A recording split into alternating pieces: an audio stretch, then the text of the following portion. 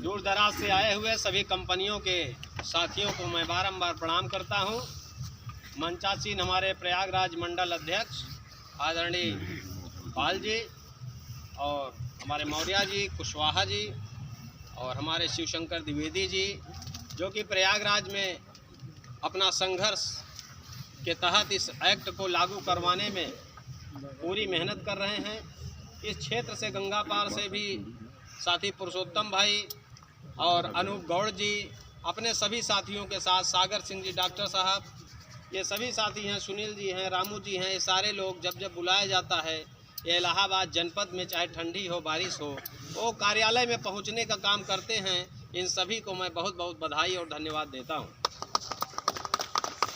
मेरे साथियों, यह समय पैसा लेने देने का तो विषय बाद में हो गया है। इस भारत की धरती से इस तरह के ठग और बेईमानों को इस धरती से ही मुक्त कराना है, यह पहला काम हो गया है इस संगठन का। ठग मुक्त बेईमान रहित भारत बनाने की तरफ हम लोग अग्रसर हैं। यह संगठन काम कर रहा है। इस संगठन का निर्माण आप लोगों को बता दें कि आदरणीय मदन लाल आज़ाद जी ने किया, जो कि अलीगढ़ के रहने वाले हैं। उनका कार्यकलाप दिल्ली में रहता है और ये पेशे से वकालत भी करते हैं, परिवार से दूर हैं। उसके बाद यह घटना कोई एक दिन की तो है नहीं कि आज ही किसी कंपनी ने हमें लूट लिया हो। यह घटना काफ़ी वर्षों से चल रही है, यानी जब से देश यह बना तब से यह लूटपाट चलती चली आ रही है और अभी तक होती रही है।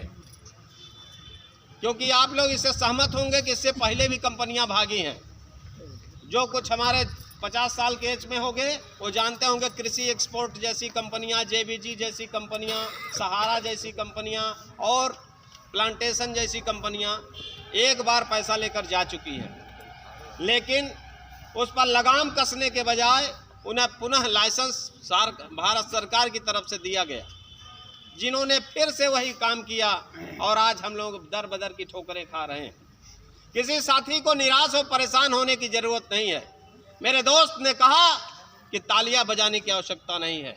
दोस्त, मैं आपके लिए तालियां जरूर बजाना चाहता हूं, क्योंकि आपका हौसला इतना बुलंद हो जाए, डीएम एसएसपी आपके घर तक पैसा पहुंचाने आए, इसलिए मैं स्वयं आपके लिए ताली बजाता हूं। यह देश कानून से चलता है। इस देश को हमारे और आप जैसे लोग नहीं चलाते हैं।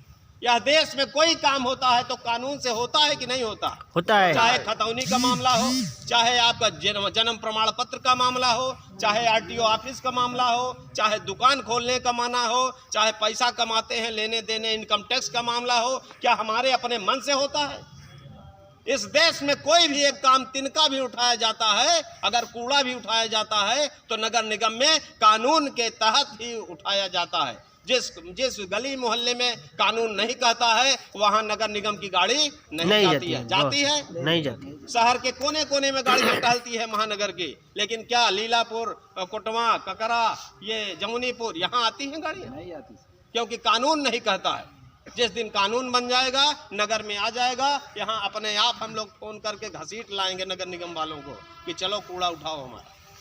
लेकिन कानून नहीं हमारे पास, इसलिए हम लोग बेबस और परेशान हैं। अपना कूड़ा स्वयं उठाते हैं और एक घूर बनाकर वहां डालते हैं। है कि नहीं मेरे दोस्तों? तो आप लोग को निराश होने की जरूरत नहीं है। यह कानून बना है। मैं अपने तहे दिल से, हमारा किसी सरकार से कोई विरोधाभास नहीं है, न तो कोई लड़ाई है। यह कानून आदरणीय मोदी जी के कार्यकाल में ही बनाया गया है 2019 में।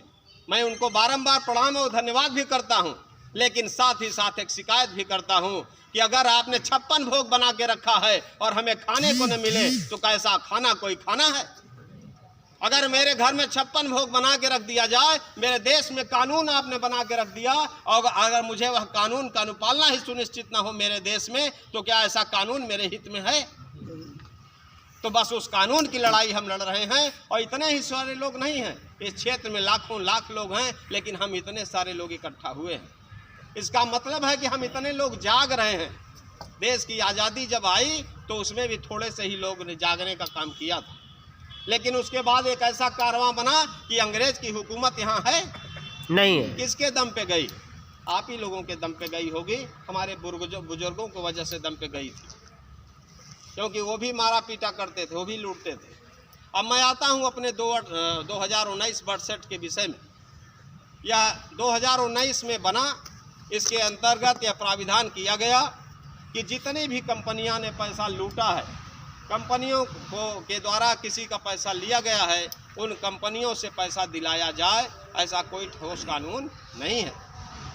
तो 2019 में जो कमी थी, 420 की धारा थी, 406, 408 इस तरह की धाराएं बनी हैं। चिट फंड के माध्यम से बेईमानी करोगे तो ये हो जाएगा। लेकिन जो पुराना कानून है उसमें ये प्राविधान कहीं नहीं है कि आपका पैसा जिसके खिलाफ आप मुकदमा दर्ज कराओगे, 420 का मुकदमा दर्ज हो जाएगा। 420 यानी आपने बेईमानी किया तो 420 का मुकदमा तो दर्ज हो जाएगा, केस चलेगा, ज़्यादा से ज़्यादा 7 साल की सज़ा है, लेकिन आपका पैसा कभी नहीं मिलेगा। तो क्या ऐसा कानून हमारे हित में था? नहीं सर। हमने चोरी किया, ठीक है, इनका 1 करोड़ मैंने चोरी कर लिया, इन्होंने मुकदमा लगा दिया, मैं 7 साल के बजाय पैसा देकर बरी हो गया, उसके बाद 1 करोड़ पाके ऐश कर रहा हूँ, तो इनको पैसा मिला गया? नहीं, पैसा तो इनका चला गया। तो ऐसा कानून है कि अगर इस कानून के शिकंजे में जो ठग और बेईमान आ जाएंगे, उनका सजा भी होगी, उनकी संपत्ति कुर्क करवाकर, और आपका निवेशक का जो दावा करेगा उसका पैसा जिलाधिकारी जो सक्षम अधिकारी बनाए गए हैं, एक एक पैसा 2 से 3 गुना तक ब्याज सहित आपके खाते में डाला जाएगा। लेकिन इतना है कि हमें आपको जागरूक होना पड़ेगा, हमें आपको अपने गांव मोहल्ले में लोगों को जगाना पड़ेगा। ऐसा नहीं है कि घर बैठे केवल मिल जाएगा। अगर हमारी बात जिलाधिकारी अकेले गए थे, 2-4 लोग, नहीं सुन रहा था, फिर हम लोग 50 लोग हुए, उसके बाद 100 लोग हो गए, उसके बाद उसको एहसास हो गया कि अब इनका काम करना पड़ेगा। तो आपका काम हो चुका है, पैसा भुगतान लेने की प्रक्रिया शुरू हो गई है। हमें तो चिंता वहाँ की है जहाँ अभी भुगतान का दावा लिया नहीं जा रहा है। 11 तारीख को जा रहा हूँ महोबा, 13 तारीख को हमारा कार्यक्रम है ललितपुर, बांदा, कल प्रतापगढ़। जहाँ पर जिलाधिकारी नहीं ले रहे हैं, वहाँ की लड़ाई लड़ने के लिए हम अपनी सेना तैयार कर रहे हैं। इलाहाबाद में तो काम हो चुका है, आप सारे लोग अभी 10-10 लोगों को इकट्ठा कर लीजिए तो कितने लोग हो जाएंगे? 100 लोग हैं, अगर 10 को इकट्ठा करेंगे 1000 लोग हो जाएंगे। 1000 लोग। कौन सी ऐसी शख्सियत है जिलाधिकारी की कि आपका काम नहीं करेगा? बोर्ड पर टिका लगी है, लेकिन आपको अपना काम करना पड़ेगा।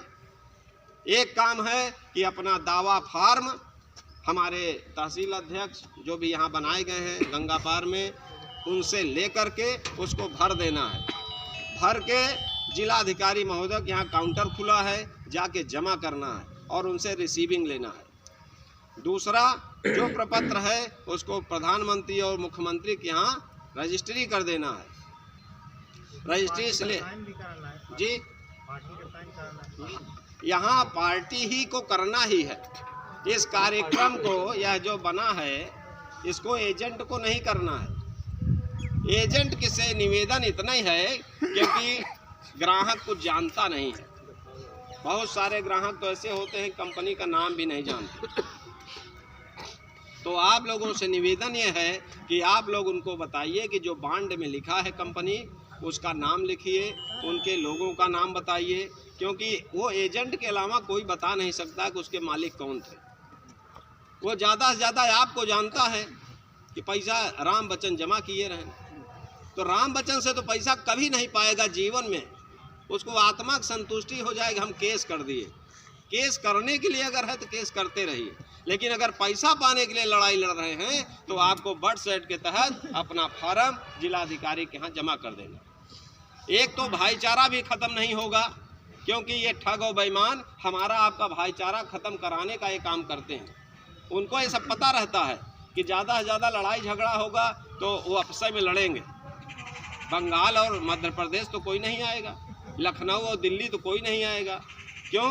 क्योंकि एजेंट और निवेशक की लड़ाई हो गई तो न एजेंट कुछ बताएगा और न निवेशक को कुछ पता है। ज़्यादा से ज़्यादा वकील साहब और थाना, दो ही जगह वो जानता है और इस जगह उसका पैसा ख़त्म हो जाएगा, उसका पैसा नहीं मिलेगा। जो कार्रवाई उनको करना है 2-4 हज़ार लेना है वो लेते देते रहेंगे। तो हमारी आपकी समस्या जो है पैसा मिलना, यह कानून जो है वो पैसा दिलाने का है। इसलिए आप लोगों से निवेदन है कि आप लोग इस संगठन का साथ दीजिए, संगठन को बड़ा बनाइए। जहां आवेदन जिला इलाहाबाद में हो वहां बढ़ चढ़ के हिस्सा लीजिए।